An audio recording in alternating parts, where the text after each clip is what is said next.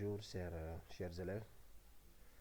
Alors, aujourd'hui nous allons attaquer notre troisième chapitre de la chimie.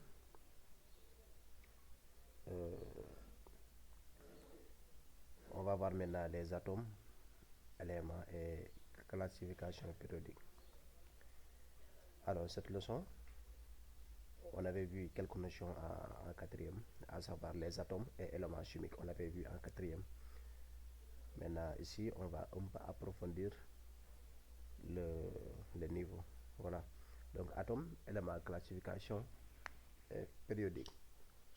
Alors, ici, dans cette partie, nous allons voir les éléments chimiques et à travers quelques expériences que nous allons voir.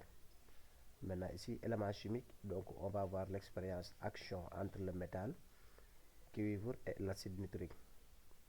Maintenant, ici, il faut comprendre que les expériences nous permettent d'en tirer une conclusion. Alors ici, pratiquement, il n'y a pas assez de grandes choses. Voilà, donc ici, on a action du métal, le cuivre en métal, et aussi on a l'action de l'acide nitrique. Donc acide nitrique, c'est une façon d'acide qui nous permet de distinguer la nature ou bien les éléments qui composent cette matière. Voilà. Donc ici, après quelques instants ou bien après quelques secondes, on constate qu'il y a une vapeur qui se dégage. Et la couleur aussi a changé. Donc on a une couleur verte. On ajoute quelques gouttes d'eau aussi, la couleur devient bleue. Maintenant, on va voir d'où vient cette vapeur et pourquoi le changement de couleur est noté ainsi. Alhamdulillah. Alors, on va faire une observation et constatation expérimentale. On va essayer d'observer l'expérience et de relever les constats que nous avons faits. On observe un dégagement de vapeur rousse, 2 points, donc c'est le dioxyde d'azote. Attention, gaz roux, nocif et irritant. Donc le gaz n'est pas bon pour la santé. Et aussi l'environnement, raison pour laquelle vous voyez, on a mentionné attention. Donc c'est pas bon. Le dioxyde d'azote, c'est pas bon. On peut le trouver aussi sur d'autres corps. Aussi, il y a la disparition du métal de cuivre au bout de quelques secondes. Donc, notre première expérience, il y avait ici le cuivre métal qui est représenté ici en rouge. Maintenant, après quelques secondes, la disparition est notée. Et quel constat aussi avons-nous fait? À la fin de la transformation, ajoutons de l'eau dans la verre, la solution initiale verte devient bleue. Donc, présence du cuivre 2. Maintenant ici, si nous avons une solution bleue, après l'expérimentation de l'acide nitrique, donc le cuivre bleu est représenté par une coloration bleue. Le cuivre 2 du moins est représenté par une coloration bleue. Prolongeons la solution bleue dans un couteau en fer décapé. Un dépôt jaune rosâtre se forme, donc c'est le cuivre métal. Donc le cuivre métal que nous avions au début est revenu à la fin de l'expérience. Donc après le prolongement ou bien après le plongement donc dans la solution bleue. Maintenant, quelles sont les conclusions qu'on peut avoir là-dessus? Alors ici, conclusion. Donc pour la conclusion, lors de l'action de l'acide nitrique sur le cuivre métal, nous dirons que l'élément cuivre s'est conservé. Ouais, donc l'élément cuivre est toujours présent. Cet élément cuivre existe sous forme de métal et de cuivre. Donc, raison pour laquelle on dit cuivre métal, donc sous forme de cuivre et sous forme de métal. Il présente dans la solution le même élément, l'oxygène est commun au dioxygène, à l'azote, à l'eau et beaucoup de corps. Alors, ici, qu'est-ce qu'on peut en conclure? On peut en faire sortir une définition maintenant d'un élément. Raison pour laquelle on a définition d'un élément chimique. Donc l'élément chimique en tant que tel, qu'est-ce que cela veut dire? Donc un élément chimique est un corps qui est commun à plusieurs substances chimiques pures. Donc quand on vous demande la définition d'un élément chimique, faut dire qu'un élément chimique est un corps qui est commun à plusieurs substances chimiques pures. À plusieurs substances, cela veut dire qu'il y a beaucoup de substances en commun. On peut prendre 2, voire 3, voire 4 matières, et toutes ces 4 matières-là, on a un élément commun. Raison pour laquelle c'est un corps qui est en commun à plusieurs substances chimiques. Ouais. Donc nous allons voir beaucoup de détails sur l'élément chimique et les différents constituants de l'élément, donc de l'élément chimique. Alors ici, après les éléments chimiques, après la définition d'un élément chimique, donc on va voir maintenant les symboles des éléments. Alors, comment un élément est symbolisé?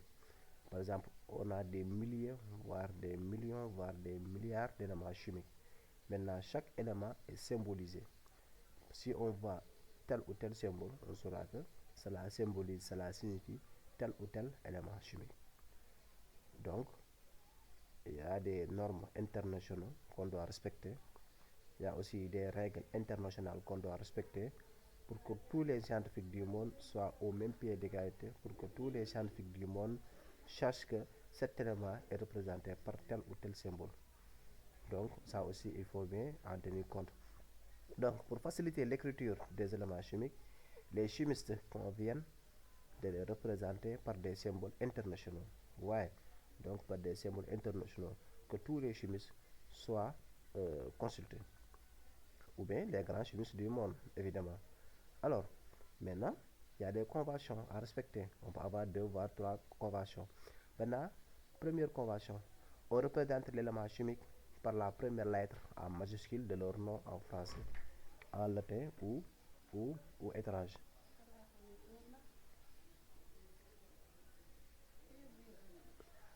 Donc, on représente l'élément chimique par la matière, par la première lettre en majuscule de leur nom en français, latin ou étrange.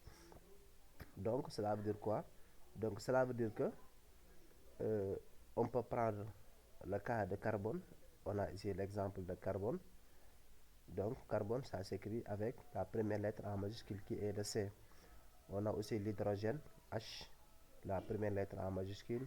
Oxygène, la première lettre en majuscule. On a aussi le phosphore, la première lettre en majuscule. Azote, le nitrogène, potassium.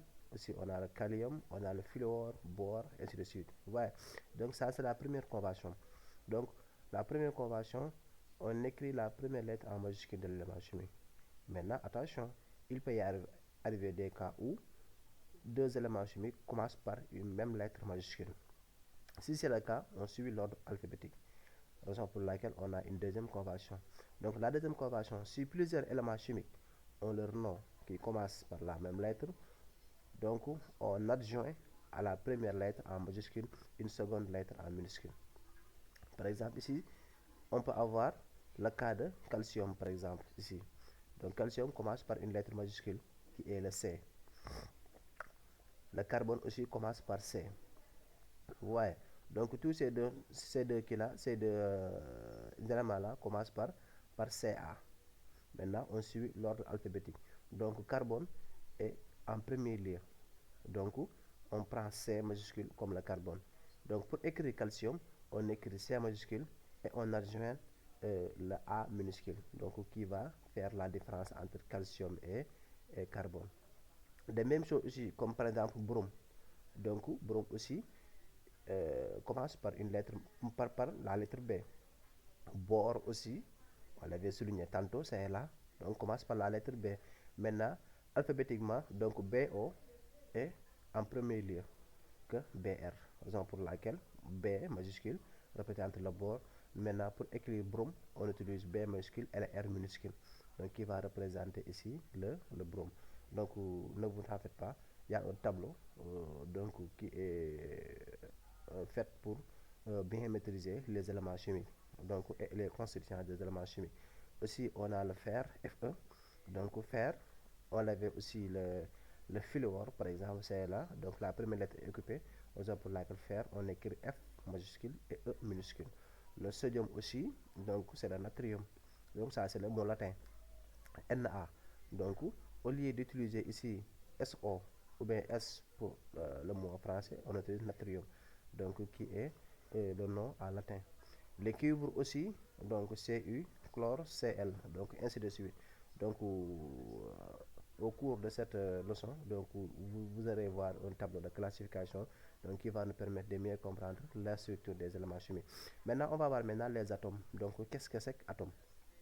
Donc, atome, pour être plus simple, donc c'est la plus petite particule de la matière. N'importe quelle matière que vous voyez, que vous prenez, à savoir le carbone, l'hydrogène, le fer. Donc, si on divise le fer, par exemple, si on avait une barre de fer ou bien une petite portion de fer de 10 mm, donc si on le divise encore, donc jusqu'à au moment où on ne peut plus le diviser. Donc cette portion-là, c'est ça qu'on appelle atome. Donc c'est la plus petite particule de la matière. su ma ko doon wax si wolof day mel ni moom mooy pepp suuf boo xamante ne si ni kenn mëntu ko damm mooy suuf bu gën a sew bu gën a tuuti si suuf yi loolu la ñuy wax atome. Maintenant nag atome yu bëri ngay boole di ko boole ba mat comment dirais-je molécule waaye donc en résumé c'est ça qu'on appelle atome. Donc ça c'est un peu l'historique donc et les scientifiques donc qui ont découvert l'atome et ses composants. Maintenant, bien vrai que l'atome est infiniment petit, maintenant, n'empêche que l'atome a une dimension. Donc, on peut le mesurer, l'atome. Donc, ici, l'atome est représenté par une sphère infiniment petite. Vous voyez, c'est petit. Donc, le diamètre de l'atome, du moins, est de l'ordre de Armstrong. Donc, le symbole A, donc Armstrong, c'est ça. Donc, c'est une mesure scientifique.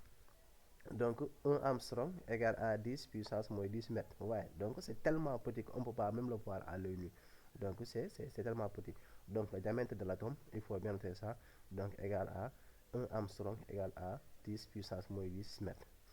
Aussi, on a une masse, l'atome aussi a une masse, donc de l'ordre de 10 puissance moins 26 donc kilogrammes. Vous voyez, donc c'est aussi tellement petit que on ne peut pas même le voir à l'œil nu. Voilà. Donc la masse de l'atome, il faut bien noter ça, la masse de l'atome est de 10 puissance moins 26 kg. Alors maintenant, on va voir maintenant les constituants de l'atome. Alors maintenant, les constituants de l'atome, quand on parle des constituants de l'atome, c'est l'ensemble qui constitue l'atome. Maintenant, les constituants de l'atome est constitué de noyaux chargés positivement d'électrons et chargés négativement en mouvement autour du noyau de l'atome électriquement neutre. C'est-à-dire quoi? Donc les composants de l'atome. Donc l'atome est constitué de noyaux chargés positivement. Donc le noyau de l'atome est chargé positivement. Et l'électron chargé négativement. Il y a aussi des électrons donc, qui se trouvent au niveau du noyau, qui se trouvent au niveau de l'atome qui est chargé négativement en mouvement autour du noyau. Vous voyez? Donc les électrons gravitent, tournent autour du noyau. L'atome est électriquement neutre. Vous voyez? Donc on peut avoir les constituants de l'atome. Vous voyez? Alors, je peux vous montrer une image, par exemple, plus simple. Ici, on a, par exemple,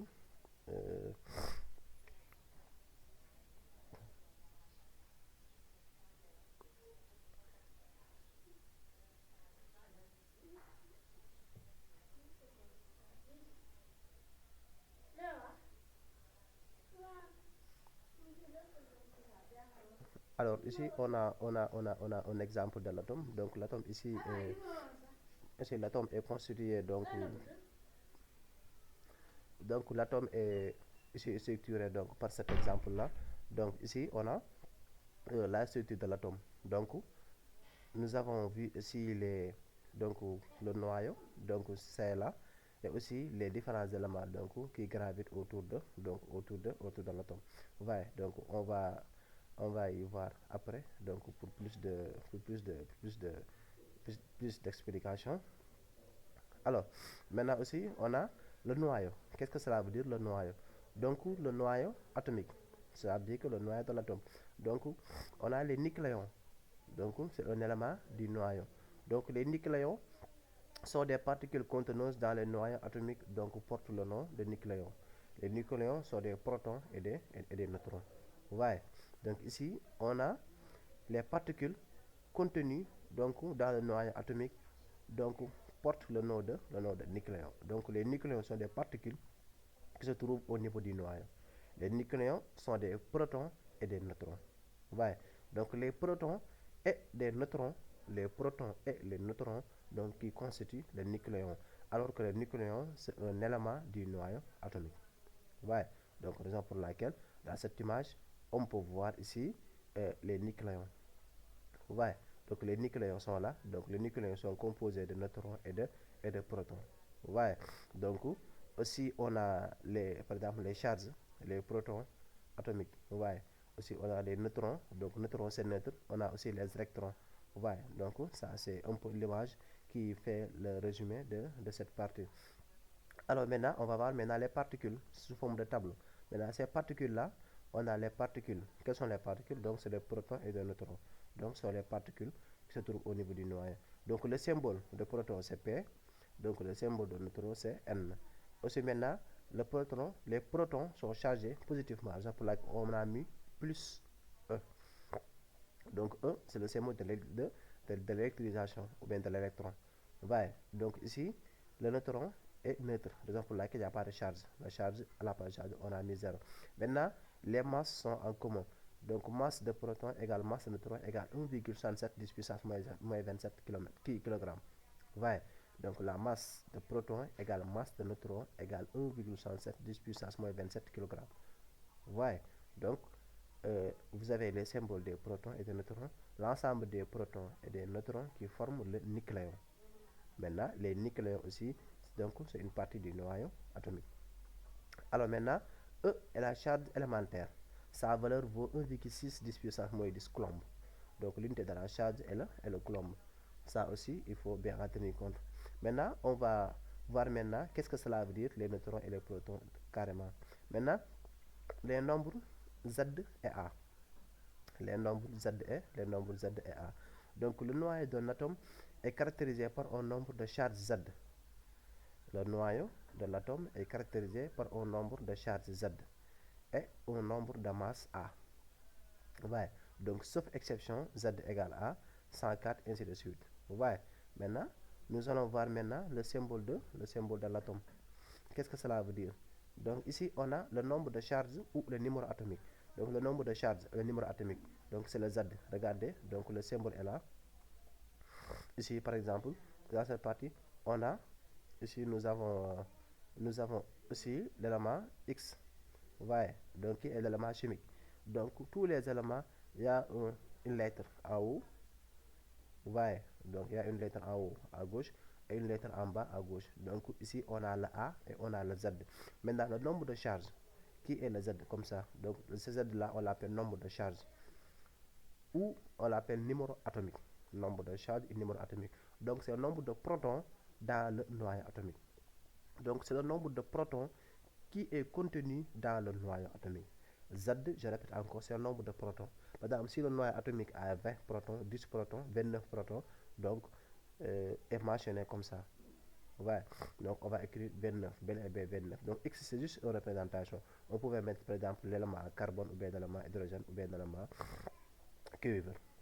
Donc Z c'est le nombre de protons qui est contenu. Alors maintenant, la A, donc c'est le nombre de masse. Donc le nombre de masse A et le nombre de nucléons. Donc le nombre de nucléons c'est le proton et le neutron, je vous l'avais dit. Donc nucléon, donc c'est le nombre de nucléons. Donc contenu dans le noyau atomique. Donc le nombre N de neutrons, donc c'est à travers la formule N égale A moins Z. Donc, pour trouver le nombre de neutrons, N égale A moins Z. Donc la plupart ici, la valeur de A est supérieure. La valeur de A toujours doit être supérieure à la valeur de Z. Donc N égale A moins Z. Donc représentation de noyau. Le noyau d'un élément X est représenté sous la forme symbolique. Donc le noyau est représenté sous cette forme-là. Exemple, le noyau de cuivre est représenté comme suit. Ici, on a le noyau de cuivre qui est représenté comme ça. Donc Cu. Donc ici, on a le A qui est de 63, donc qui représente ici le nombre de nucléons. On a ici le Z qui est de 29, qui représente ici le nombre de charges. Donc ça aussi, il faut en bien tenir compte. On a aussi les isotopes, toujours au niveau des noyaux. Donc on appelle isotope des atomes d'un même élément qui ne différencient que par le nombre de neutrons contenus dans le noyau. Exemple, on a aussi l'élément hydrogène, on a deux éléments hydrogène. Donc la différence c'est le nombre de charges ou bien le nombre de charges ou bien le nombre de masse qui est A. Donc regarde ici on a H. Donc c'est le nombre de charges seulement qui est la différence. Ici on a H, à la place de A on a 1, l'autre H aussi à la place de A on a 2. Vous voyez? Donc ici le nombre de charges seulement qui fait la différence de ces deux, le nombre de charges seulement qui fait la différence de ces deux éléments là. Vous voyez? Et aussi on a H3, donc aussi à la place de 2 aussi on a 3. Vous voyez? Donc les éléments chimiques de même de même élément est différencié par le nombre de neutrons contenus. Donc ce sont des isotopes de même élément hydrogène. Donc ça qu'on appelle isotope. Voilà. Donc les électrons dans l'atome. Donc les électrons sur le côté électronique sont en mouvement rapide autour du noyau et il n'est pas possible de les localiser dans l'espace ou une trajectoire. Les électrons dans l'atome. Les électrons du côté électronique sont en mouvement rapide autour du noyau et il n'est pas possible de les localiser dans l'espace sur une trajectoire. Ouais. Donc les électrons gravitent, tournent autour du noyau. Par exemple ici, on peut avoir le cas ici, ouais. Donc on a par exemple les électrons qui tournent, n'est-ce pas? Ici on a deux électrons, par exemple pour la première couche on a deux électrons, la deuxième couche, le deuxième cercle on a 4 électrons. Vous voyez? Donc les électrons tournent autour du noyau. Vous voyez? Donc on peut avoir par exemple une image beaucoup plus fluide. Par exemple, prenons le cas de cet exemple là. Voilà, vous voyez? Donc ici l'exemple on a, donc nous avons ici par exemple comment dirais-je, nous avons ici l'exemple de quelques éléments. Vous voyez? Donc ici les électrons tournent autour du noyau. Vous voyez? Donc les électrons sont là, on a des couches, on a la première couche qui est la couche K, on va y revenir après. Donc la première couche c'est la couche A qui peut contenir que deux électrons. La deuxième couche on a la couche L, c'est là. La troisième couche on a la couche M. Ouais. Donc chaque couche est habilitée à contenir un certain nombre d'électrons qui ne peut même pas dépasser. Donc les électrons tournent autour du noyau. Ouais. Voilà. Donc revenons à notre cours. Donc les caractéristiques de l'électron. Donc on va avoir quelques caractéristiques. On a les électrons. Donc l'électron est symbolisé par E comme ça. Donc c'est le symbole. Les charges c'est négatif, moins E. Et aussi on a les masses. Donc la masse de l'électron, il faut bien capter ça. La masse de l'électron, donc c'est ME 9,11 10 puissance moins 31 kg. Ouais. Donc ça aussi il faut bien en tenir compte. Maintenant les conséquences. Alors l'atome est électriquement neutre. Donc l'atome est électriquement neutre. La charge ZE du noyau, ça veut dire que Z proton, ZE est compensée donc par la charge Z moins électron. Ouais, donc ça c'est juste quelques éclaircissements. Donc le nombre de charges ou numéro atomique Z est représenté aussi le nombre d'électrons de l'atome. Ouais. Donc la place du Z, c'est ça qui représente le nombre d'électrons de l'atome.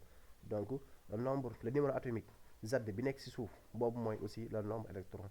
Ouais. Donc ça aussi il faut en tenir compte. Par exemple, regardez ici, regardez ici le symbole de l'élément. On a ici un symbole de l'élément. Attendons un peu.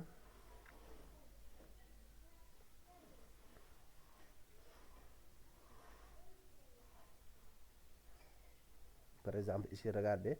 Donc, on a le nombre de nucléons. Donc, le Z de ça, le Z que vous voyez en vert là, donc représente aussi le nombre d'électrons. S'il y a Z 29 Z, donc sachez que dans l'élément, il y a 29 électrons. Ouais. Donc, ça aussi, il faut bien en tenir compte de ça. Voilà. Maintenant, donc pour revenir sur ça, donc ici, on a la masse de l'atome. Donc la masse de l'atome, donc c'est la masse du noyau. plus la masse des électrons. Parce que l'atome est constitué du noyau, le cortège électronique et les électrons. Donc la masse, forcément, ça sera la masse du noyau plus la masse des électrons. Alors, raison pour laquelle la masse est donnée par la relation suivante. Donc masse grand M, c'est la masse de l'atome dans son ensemble, égale masse du noyau plus masse des électrons. Alors masse du noyau égale, donc c'est la masse des neutrons. Ouais. Donc A, donc le noyau est constitué de A et, donc A et Z. Ouais. Donc A, masse de neutrons, plus Z, masse des électrons. Ouais. Donc c'est la relation qui signifie, qui donne la masse de l'atome. Voilà. Donc ici, voilà. Maintenant, on va voir maintenant les ions. Alors maintenant, on a un atome. Donc maintenant, les ions. Donc on appelle un ion un atome qui a perdu ou gagné un ou des électrons. Je vous avais dit que les électrons donc tournent autour du noyau. Donc en contact avec un autre euh, élément chimique, par exemple, en contact avec un autre élément chimique, donc l'atome peut gagner ou perdre un ou plusieurs électrons. Voilà. Donc s'il perd ou gagne une autre électron, donc la formule va changer. Le mode d'écriture de l'atome va changer. Raison pour laquelle on l'appelle maintenant ion. Au lieu d'atome, on l'appelle ion. Donc un ion, c'est un atome qui a perdu ou gagné un ou des électrons. Maintenant, si l'atome gagne un ou plusieurs électrons, il se transforme en ion négatif appelé anion. Ouais. Donc si l'atome gagne un ou plusieurs électrons, il se transforme en ion négatif. Donc s'il gagne, ça devient négatif. Attention, s'il gagne, ça ne doit pas être positif, mais s'il gagne, ça devient négatif. Parce qu'il a gagné. Ouais. Donc on l'appelle anion. Donc anion, donc c'est un ion négatif. Exemple ici, on a l'oxygène. Donc l'élément chimique, c'est le O comme ça. Ouais. Donc le O, on va avoir maintenant O a gagné 2 électrons. Ouais. O gagné 2 électrons. Et se transforme en ion O2. Donc les deux sont là. Ouais. Donc 2 moins. Au lieu d'écrire O tout simplement, maintenant on l'écrit O2 moins. Le 2 doit être en haut et à droite. Ouais. Donc plus le symbole. Raison pour laquelle on l'appelle 2 moins. Donc si l'atome perd un ou plusieurs électrons, il se transforme en ion positif appelé cation. Donc cation c'est l'ion positif et anion c'est l'ion négatif. Exemple ici, le sodium Na. Na perd un électron et ça se transforme en ion Na+. Ouais. Donc ici, il a perdu un électron. Donc, raison pour laquelle il y a plus. On devait mettre même un plus, mais c'est pas grave. Ouais. Donc aussi, ça c'est quelques applications. Donc, indiquer le nombre de protons et de neutrons des électrons présents dans les identités suivantes. Ouais. Maintenant ici, le nombre des électrons ici, par exemple, indique le nombre de protons, de neutrons et des électrons présents dans les identités suivantes. Maintenant, ça aussi, ça c'est à faire après. Voilà. Maintenant, grand 3, classification périodique des éléments. Maintenant, la structure électronique. Maintenant, couche électronique. On va représenter, on va classer les éléments. Les électrons d'un atome se répartissent en couches, comme je vous l'avais dit. Les électrons d'un atome se répartissent en couches, appelées niveaux d'énergie. Donc les couches, on l'appelle niveau d'énergie. Chaque couche est caractérisée par un nombre entier positif n, appelé nombre quantique principal. N'est-ce pas? Donc chaque couche est, le noyau, les électrons d'un atome se répartissent en couches. Ouais, maintenant le noyau, il y a des couches, on les appelle niveau d'énergie. Donc chaque couche est habilitée à recevoir ou bien à avoir le nombre exact de l'atome. On va voir maintenant aussi les différentes couches qui existent. Maintenant, on a la valeur du nombre quantique. Ouais. Donc désignation de la couche. Il y a d'abord la couche K, après la couche L, après la couche M. Donc c'est K, L, M. Donc nombre quantique. Donc ici, on va voir maintenant l'exemple ici de l'image, par exemple, pour déterminer, par exemple, les couches.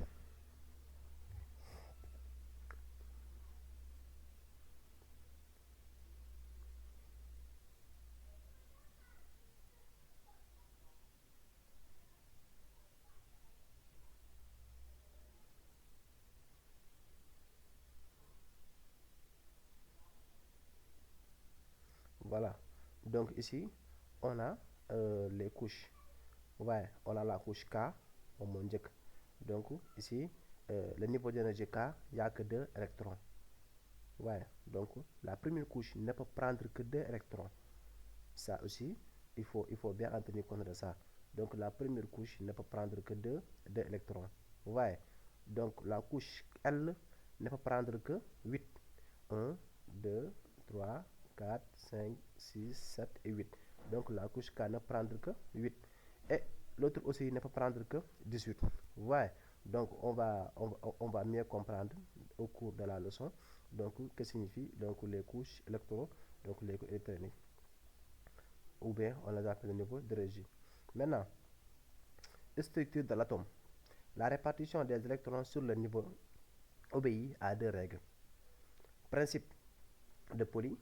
Maintenant, qu'est-ce que le principe a dit? Donc, principe de Pauli. Chaque niveau ne peut contenir qu'un nombre limité d'électrons.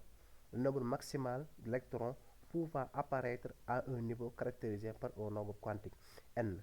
Donc, c'est 2NO, 2n au carré. Ouais. Donc, ici, n, 2n au carré. Donc, la couche K, donc n égale à 2.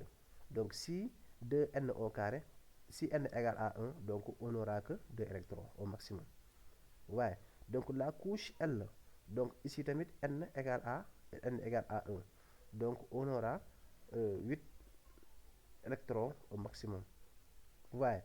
Donc ici, on aura aussi n égale à 1. Donc on aura 18 électrons au maximum. Ouais. Donc aussi, il faut bien en tenir compte de ça. Donc aussi, il y a ce qu'on appelle le principe de construction. Les électrons occupent respectivement 2 niveaux en commençant par ceux ayant le nombre de quantiques les plus faibles. On commence par 2 par exemple. Ouais, donc on avance un peu, on va voir qu'est-ce que ça veut dire. Voilà, c'est là. Donc représentation de la structure atomique. Ouais, donc utilisation des cas quantiques. Chaque niveau d'énergie comporte un certain nombre de cases. K, J, K, L, M. Donc K, il y a une case. L, il y a 4 cases. M, il y a aussi 4 cases. Ouais. Donc ici, il n'y a qu'un seul élément. Ici, L, on a 4 cases. M aussi, on a 4 cases. Donc on se limite à Z inférieur à 20. Chaque case peut contenir au maximum que 2 électrons. Ouais. Donc, exemple, donnons la structure électronique du sodium et du chlore.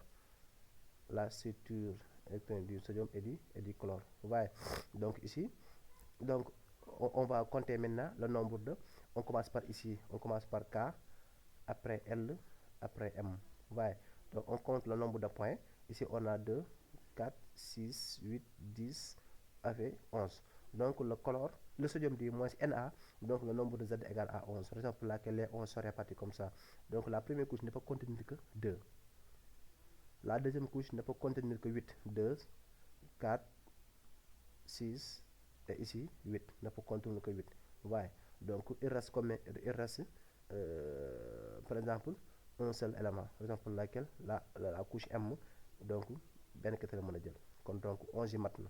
Ici le chlore, on compte chlore nombre de Z ñaata la 2, 4, 6, 8, 10, 12, 14, 16, 17.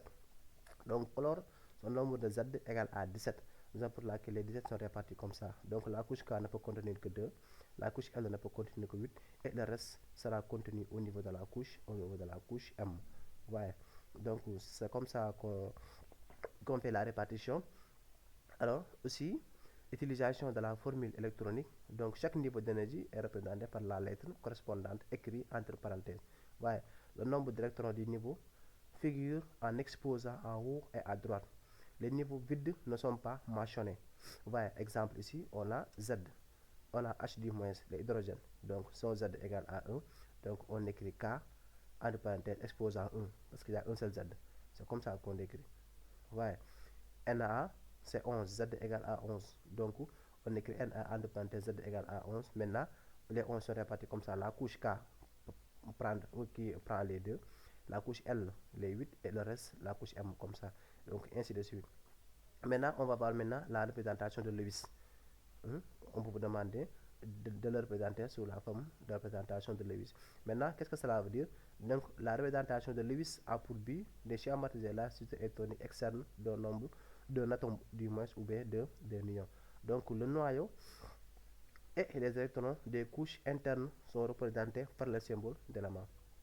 Maintenant, on va voir maintenant comment Lewis a représenté les symboles. Voyez, donc le tableau est là. Donc regardez, le tableau est là. Donc ici, le tableau est divisé en colonnes et lignes. Vous voyez, donc ici on a la première ligne qui est ligne 1. Ici on a ligne 2. Ici on a ligne 3 aussi, n'est-ce pas? Aussi on a les colonnes, colonne 1 jusqu'à colonne 5, 6, et on a colonne 8. Vous voyez, donc ici les symboles sont représentés. Ici on a H. Donc regardez tous les colonnes que vous voyez. Donc ici le nombre de A ici c'est égal à 1. Vous voyez, donc raison pour laquelle on le représente ainsi. Donc H égale à 1. Donc on met un seul point. Vous voyez, donc ici les colonnes là, puis vous voyez, donc tous les colonnes ici le nombre de A égale à 2. Vous voyez, raison pour laquelle par exemple barium on a 2 points en bas et en haut. Le magnésium aussi on a 2 points en haut, en bas et en haut. Ici la colonne numéro 3, ici on a 3. La colonne numéro 4 jusqu'à colonne numéro 8. Vous voyez, donc ça qu'on appelle la représentation de Lewis. Alors si vous voyez ici par exemple la quatrième colonne, vous voyez on écrit avec la cinquième colonne du moins avec une barre. Vous voyez, donc ici on a mis 3 points, ça reste 2 points en haut et on a lié les deux points.